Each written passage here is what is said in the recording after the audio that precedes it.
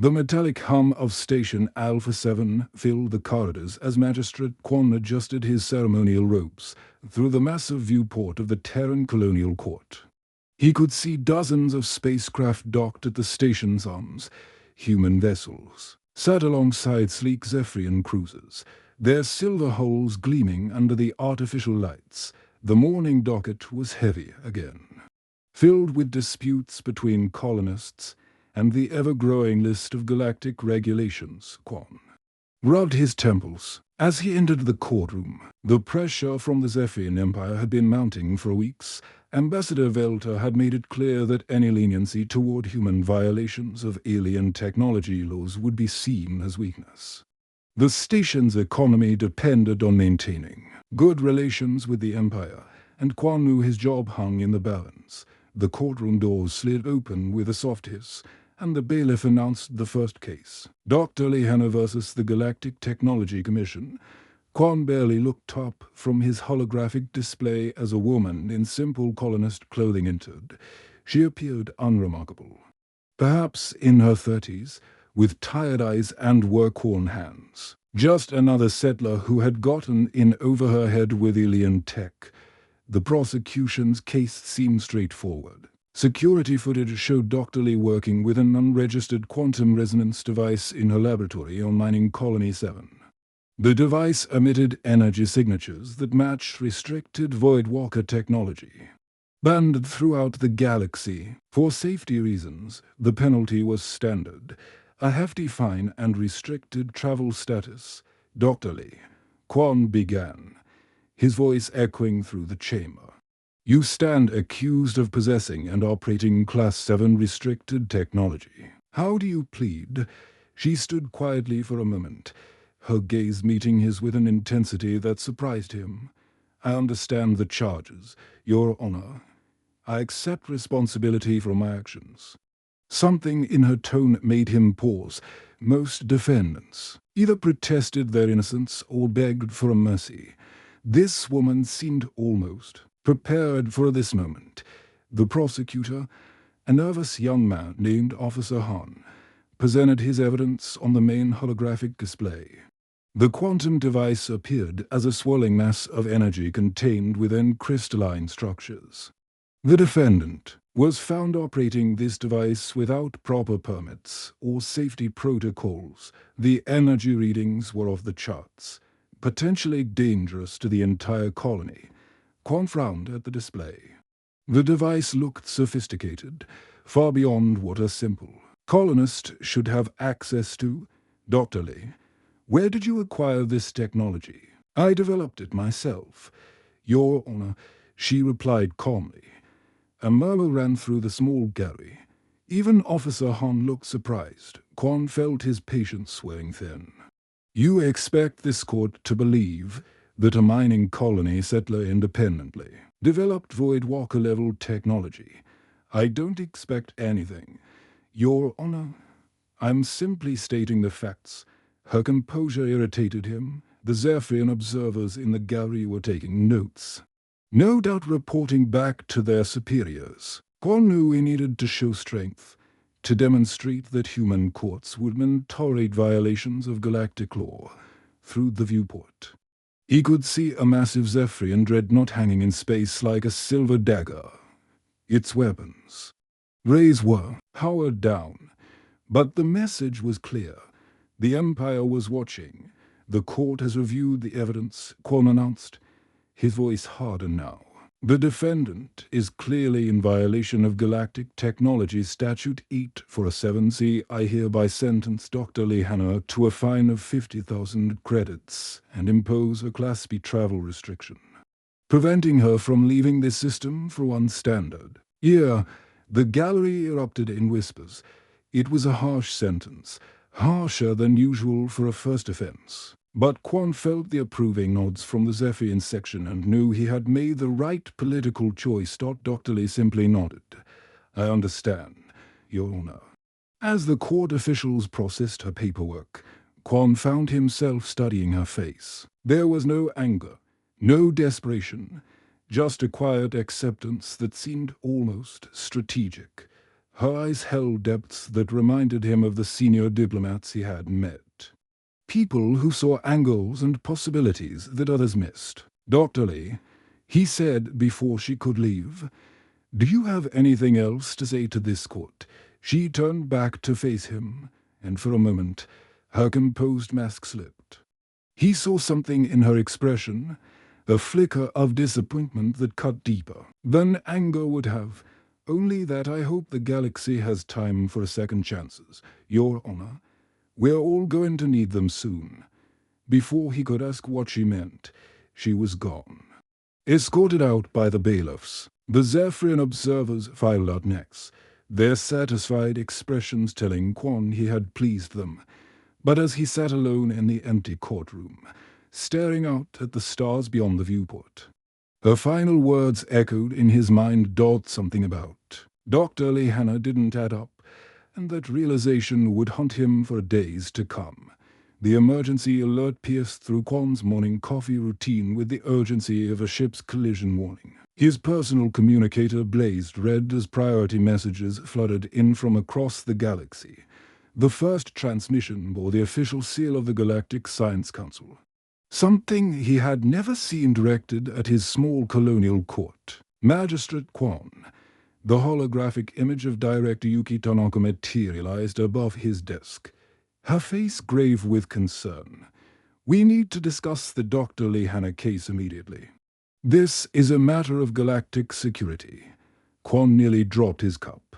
The Galactic Science Council oversaw research across 43 species and thousands of worlds. They didn't concern themselves with minor colonial violations. His hands trembled as he activated the secure communication channel. Within minutes, his small office was filled with holographic projections of some of the most powerful beings in known space.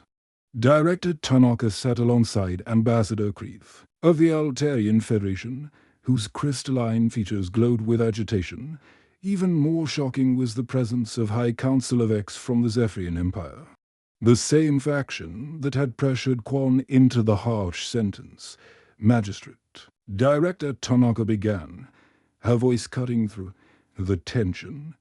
"Dr. Lehana is not just any colonist. She's the architect of the Harmony Protocol, the diplomatic framework that ended the Third Galactic War 3 years ago. Her work saved billions of lives across dozens of worlds." The room seemed to spin round Quan. The Third Galactic War had been a nightmare of destruction, with entire star systems turned to ash. The sudden peace agreement had seemed miraculous at the time, brokered through mysterious diplomatic channels that no one fully understood. Ambassador Kreith leaned forward, her crystalline form reflecting the chamber's lights like a prism. "Dr. Lee's research into quantum consciousness bridging allowed us to communicate with species we thought were hostile. She discovered they weren't trying to destroy us. They simply couldn't understand our basic thought patterns." High Counselor Vex, his silver skin rippling with what Quan now recognized as distress rather than authority, added, "The device you saw in her laboratory wasn't stolen Voidwalker technology. She created it based on her own theories about interdimensional communication. We've been funding her research in secret for 2 years." The weight of his mistake crashed down on Quan like a collapsing starship. Through his office viewport, he could see the docked vessels taking on new meaning. That wasn't just random traffic. It was a gathering. Ships from species that had been enemies just years ago now shared the same space peacefully. All because of the woman he had just sentenced. Director Tanaka activated a new holographic display showing Lee's true credentials. Awards from institutions across the galaxy, honorary degrees from universities on dozens of worlds, and most shocking of all, the Galactic Peace Medal, the highest honor any being could receive. "She's been working on something even bigger," Tanaka continued. Long-range sensors had detected movement in the void between, the space outside our galaxy. "Something massive is coming, and Dr. Lee believes her communication technology might be our only hope of making contact before they arrive." Quan's mind raced back to Lee's final words in court. "We're all going to need second chances soon." She had known something was coming, something that made his court case seem trivial by comparison. The travel ban. He whispered, the horror of his decision finally sinking in. "I've trapped her in this system while the galaxy needs her most." High Councilor Vex's expression darkened. "The Zephyrian Empire apologizes for the pressure we placed on your court. Our intelligence networks failed to recognize Dr. Lee's importance. We were so focused on maintaining order that we nearly destroyed our greatest asset for peace." Through the viewport, Quan watched as a sleek ship, unlike any he had seen before, approached the station. Its hull seemed to shift and flow like liquid metal, and energy patterns danced across its surface in ways that defied his understanding of physics. "That's Dr. Park Ji-ho," Director Tanaka explained. Following his gaze, Dr. Lee's research partner. "He's been working with the Outer Rim colonies, trying to prepare defenses for what's coming." He arrived as soon as he heard about the court case. The implications hit Quan like a meteor strike. Not only had he sentenced one of humanity's greatest heroes, but he had potentially crippled their defense against an unknown threat. The fine meant nothing compared to the travel restriction. Every day Lee remained trapped in this system was another day the galaxy lost in preparation. "What can I do?" Quan asked, his voice barely above a whisper. Ambassador Kreeth's crystalline features softened slightly. "The legal frameworks are complex. Dr. Lee's sentence must be overturned through proper channels, but galactic law moves slowly. Meanwhile, whatever is coming from the void won't wait for our bureaucracy." As if summoned by their conversation, Quan's communicator chimed with an incoming message from Dr. Lee herself. Her face appeared in miniature, still showing the same calm confidence from the courtroom. But now he could see the urgency behind her eyes. "Magistrate Quan," she said simply, "I believe it's time we had a proper conversation." Station Alpha 7 had never seen anything like it. Within hours of the news breaking, the docking bays filled with ships from across the galaxy.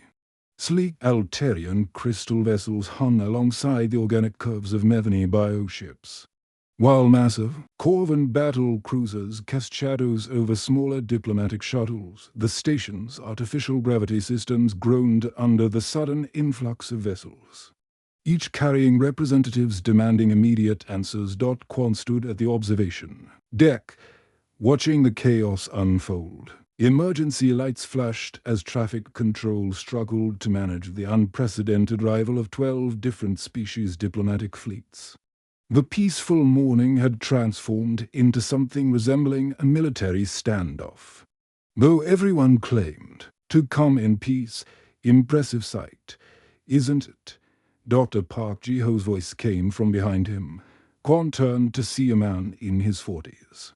Wearing a simple scientist's coat that couldn't hide the exhaustion in his eyes. His ship, the liquid metal vessel Quan had observed earlier, floated gracefully among the diplomatic fleet like a dancer among soldiers. "Dr. Park," Quan acknowledged, feeling the weight of his mistake even heavier now.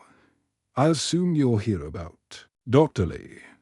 Among other things, Park moved to stand beside him at the viewport. "Tell me, Magistrate, what do you know about the Void Dwellers?" Quan frowned. "They're myths, stories parents tell children about monsters that live in the dark between galaxies." Park's expression grew grim. 3 months ago, I would have agreed with you. Then our long-range sensors picked up something impossible. Movement in the void between. Patterns too organized to be natural phenomena. Dr. Lee's quantum communication device started receiving signals from coordinates that shouldn't exist. Through the viewport, a new ship arrived. Unlike anything in the current fleet, it appeared to be made of pure energy contained within geometric frameworks, pulsing with colors that hurt to look at directly. Several alien representatives moved away from it instinctively. "That's Ambassador Nexus from the Synthetic Collective," Park explained. Even artificial intelligences are concerned about what's coming. The signals Dr. Lee intercepted weren't random. They were attempts at communication from beings that exist outside our understanding of space and time. The main conference hall had been hastily converted to accommodate the emergency assembly. Quan found himself sitting at a table surrounded by creatures he had only seen in textbooks. The Metheny representative resembled a giant jellyfish made of living metal, while the Corvan delegates' Franz gestured emphatically as they spoke in their clicking language through translation dev. ISIS. Dr. Park activated a holographic display that filled the center of the chamber. The image showed the edge of their galaxy. But something was wrong. Dark shapes moved through the void, massive forms that dwarfed even the largest known ships. The Void Dwellers aren't invaders in the traditional sense, Park began, his voice carrying to every corner of the chamber. They're refugees.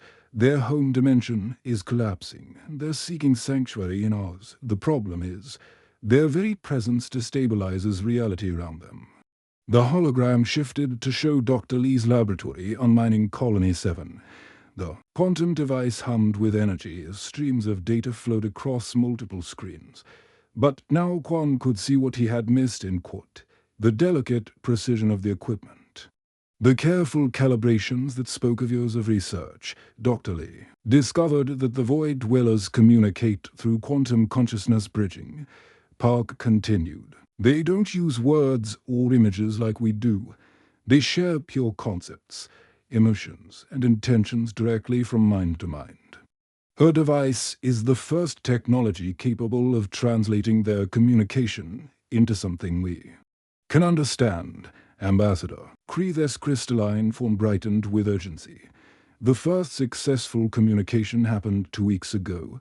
The Void Dwellers tried to warn us they were coming, not to conquer, but to ask permission to pass through our space safely. Without Dr. Lee's device, we interpreted their approach as hostile. The weight of the revelation hit the chamber like a shockwave.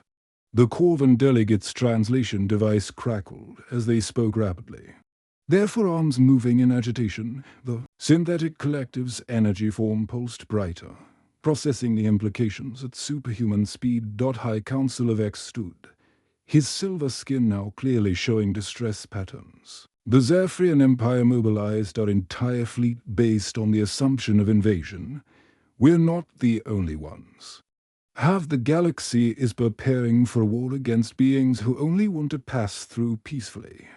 Park nodded grimly.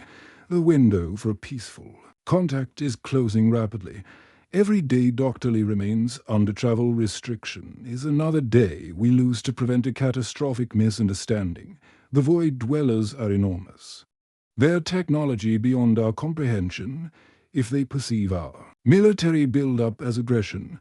He didn't need to finish the sentence. The hologram showed projections of what would happen if beings capable of manipulating reality itself decided humanity and its allies were threats. Entire star systems could be erased from existence. Dr. Lee's device isn't just a communication tool, Park added. It's a bridge between dimensions, a way to guide the Void Dwellers safely around inhabited systems. But the calibrations require personal involvement. The quantum patterns are tied to her specific brainwave frequencies. Quan felt the eyes of 12 species focusing on him. The woman he had dismissed as a simple colonist was the only person in the galaxy capable of preventing a war that could destroy everything they knew, and he had effectively imprisoned her with his hasty judgment. Through the chamber's viewports, more ships continued to arrive. Their weapon systems powered, but not yet targeting each other. The galaxy balanced on the edge of panic, waiting for someone to make the first move toward either peace or destruction. The betrayal came swiftly and publicly. High Council of X stood before the assembled galactic representatives, his silver skin now displaying patterns of righteous indignation rather than the distress Quan had seen earlier. The holographic broadcast reached every corner of the station, ensuring maximum humiliation. The Zephyrian Empire distances itself from the reckless actions of Magistrate Quan, Vex declared, his voice carrying the authority of 1,000 worlds. His failure to properly investigate Dr. Lee's credentials represents everything wrong with human colonial justice. We demand his immediate removal from office. Quan watched from his chambers as his career dissolved before his eyes. The other Zephyrian officials nodded in agreement, their earlier pressure on him conveniently forgotten. Ambassador Velta, who had personally threatened Quan's position if he showed leniency, now spoke to reporters about the need for a proper judicial oversight. The human colonists gathered in the station's central plaza weren't buying it. Engineer Kim Do-yeon, a woman whose calloused hands spoke of years building humanity's presence among the stars, stood atop a maintenance platform addressing the growing crowd. "They're throwing him under the shuttle to save their own reputation," she shouted, her voice echoing off the metallic walls. "Yesterday they were pressuring our courts to be tougher on violations. Today they act like they had nothing to do with it." The crowd murmured in agreement. These weren't diplomats or politicians, but the people who actually kept the station running. Mechanics, traders, miners, and technicians who understood that survival in space meant standing together when the universe tried to tear you apart. Quan felt a hand on his shoulder and turned to find Dr. Lee standing in his doorway. She had somehow bypassed his security lockdown, though she didn't look threatening. If anything, she appeared tired, as if the weight of galactic peace rested on her shoulders. "Dr. Lee," he began, but she held up a hand. "I'm not here for an apology," she said simply. "I need your help." The absurdity of the situation hit him like a meteor strike. "My help? I'm the one who ruined everything. The Zephyrians are right. I should be removed from office." Lee moved to his viewport, gazing out at the assembled fleet. New ships continued to arrive, their weapon systems creating a deadly light show against the stars. "Magistrate, do you know how many galactic treaties govern interdimensional contact?" "I know. 47. Each one written by different species with different legal frameworks. The Eltarians require crystalline consensus. The Corvans need unanimous military approval. And the Zephyrians demand financial guarantees for any risks to their territory." She turned to face him. "I'm a scientist, not a lawyer. I can talk to the Void Dwellers, but I can't navigate the legal maze required to make that communication official." Quan stared at her in confusion. "You want me to help you after what I did?" "I want you to help the galaxy," she replied. "Your mistake was treating me like just another colonist instead of investigating who I really was. But your knowledge of interspecies law is exactly what we need now. The Zephyrians can denounce you all they want, but they can't change the fact that you're one of the few people who understands how all these different gal systems interact." Through the viewport, they could see Kim Do-yeon's rally growing larger. Station personnel were joining the colonists, their uniforms creating a sea of human solidarity.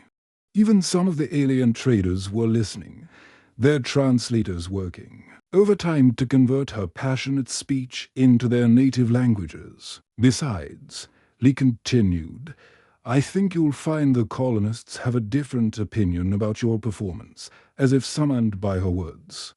Kim Do-yeon's voice boomed through the station's communication system. "Magistrate Quan made a mistake, but he's our mistake to deal with. We don't need the Zephyrians telling us how to run human justice." The crowd roared in approval.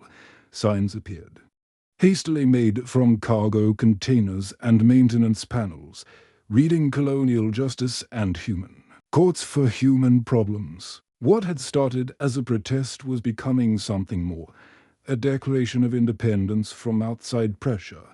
Lee pulled up a holographic display showing legal documents from across the galaxy.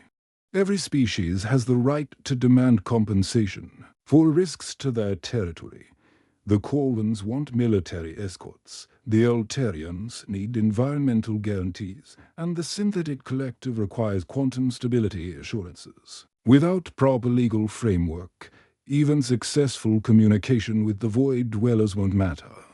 Quan studied the documents, his legal mind automatically identifying the conflicts and contradictions, years of colonial court. Experience had taught him to find solutions when different legal systems clashed.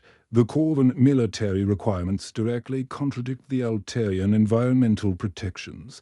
He noted exactly. And the Zephyrian financial guarantees are impossible to meet under current galactic banking regulations. Lee smiled for the first time since entering his office. But there are precedents.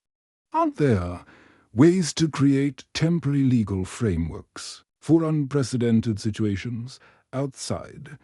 Kim Do-yeon's rally had evolved into something unprecedented. Human colonists were being joined by alien traders who depended on human engineering. Altarian crystals that had formed partnerships with human mining operations, and even a few Zephyrian merchants who valued profits over politics. The Emergency Cooperation Protocol, Quan said slowly, his mind racing through possibilities. It was created during the plague years when normal legal processes were too slow. It allows temporary suspension of conflicting regulations in favor of species survival. Can it be applied to this situation? Quan pulled up the relevant statutes, his fingers dancing across the holographic interface. It requires unanimous consent from all affected parties. But, yes, if we can prove the Void Dwellers represent an existential threat to current galactic civilization, we can create a temporary legal framework for communication. Lee's expression brightened. The question is, will you help me draft it? Through the viewport, the human rally had become a multi-species demonstration. The message was clear. The galaxy's future was more important than political face-saving. And at the center of it all, Quan realized, was the chance to turn his greatest mistake into humanity's greatest contribution to galactic peace. Dr. Lee, he said, extending his hand.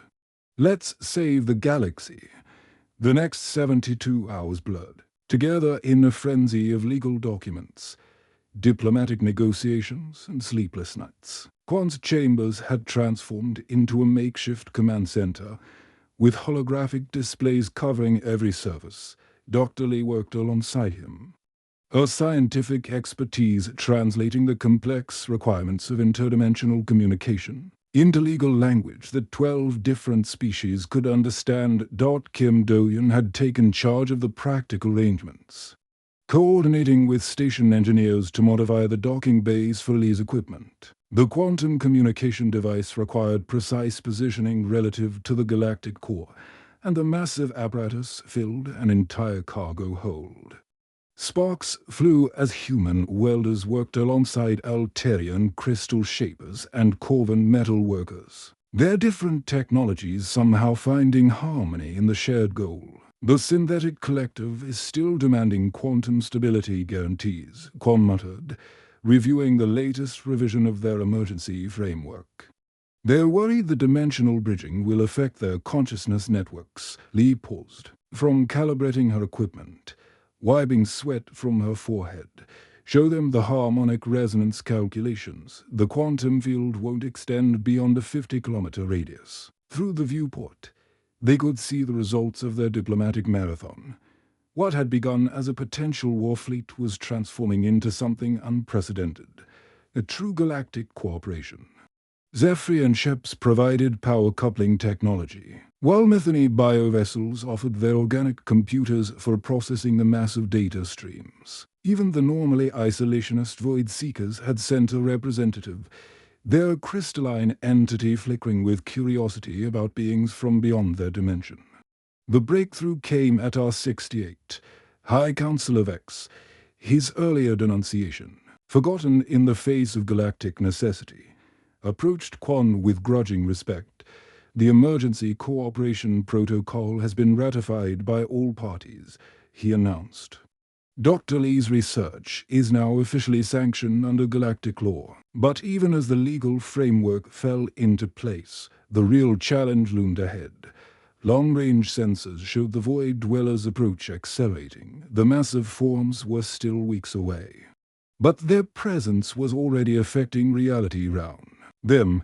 Stars flickered strangely in their wake, and space itself seemed to ripple like water. Dr. Lee took her position at the communication ray, her hands moving across controls that hummed with power drawn from a dozen different ship types. The assembled fleet fell silent as she initiated the connection, quantum fields reaching across impossible distances to touch minds that existed beyond normal space-time. The first contact was overwhelming. Holographic displays erupted with patterns of pure thought, emotions given visual form, concepts that had no words in any known language. The Void Dweller's consciousness flooded through the device, alien yet somehow familiar, desperate yet hopeful. "They're beautiful," Lee whispered, tears streaming down her face as she experienced their communication directly. Not monsters at all. They're refugees from a dying dimension, seeking passage to a place where their children can survive. The assembled representatives watched in awe as the communication stabilized. Through Lee's translation, they heard the Void Dweller story. Their home dimension was collapsing, consumed by entropy that would eventually spread to others if left unchecked. They weren't fleeing as conquerors, but as parents seeking safety for their young. But there was more. The Void Dwellers possessed knowledge that could help strengthen the barriers between dimensions, preventing the entropy from spreading further, in exchange for safe passage through inhabited space. They offered technology that could protect entire galaxies from dimensional collapse. Quan watched the negotiations unfold with growing amazement. What they had feared as an invasion was actually salvation, both for the Void Dwellers and for countless worlds that would eventually face the same dimensional threats. The legal framework he and Lee had created wasn't just preventing war. It was laying the foundation for a new age of interdimensional cooperation. The resolution came with surprising swiftness. The Void Dwellers agreed to follow carefully plotted courses round inhabited systems, their massive forms traveling through deep space, where their reality-warping presence wouldn't affect populated worlds. In return, they would share their dimensional stabilization technology with all species, creating a network of protection that spanned multiple galaxies. As the agreement was finalized, something unexpected happened. The various species representatives, who had arrived as separate factions, began working together with unprecedented cooperation. The Zephyrians offered trade agreements to former enemies. The Corvins shared military technology for peaceful purposes, and the Alterians opened their crystalline archives to researchers from other worlds. High Councillor Vex approached Quan one final time, his silver skin displaying patterns of genuine respect. "Magistrate, the Zephyrian Empire owes you an apology. Your initial judgment was hasty, but your ability to create legal solutions under pressure has impressed us all. We would like to offer you a position as interspecies legal coordinator." Kim Doyen, overhearing the conversation, laughed heartily. "He's staying right here with us colonists. Thank you very much. We need people who understand that real justice comes from admitting your mistakes and working to fix them." Dr. Lee powered down her communication ray, the successful contact complete. The Void Dwellers had begun their careful journey through mapped space, their young ones safe and their knowledge shared. She turned to Quan with a smile that held no trace of the earlier tension. "You know what I learned from all this?" she asked. "What's that?" "Sometimes the biggest mistakes lead to the most important discoveries. Your judgment taught me that even heroes can be overlooked if we don't take time to really see each other." Looking out at the mixed fleet now departing in peace, their various technologies having created something greater together than any could achieve alone, Quan realized the truth in her words. The galaxy had witnessed humanity's greatest strength, not in avoiding mistakes, but in facing them honestly and working together to make things right. The stars seemed brighter somehow, filled with possibilities that none of them had imagined just days before the end.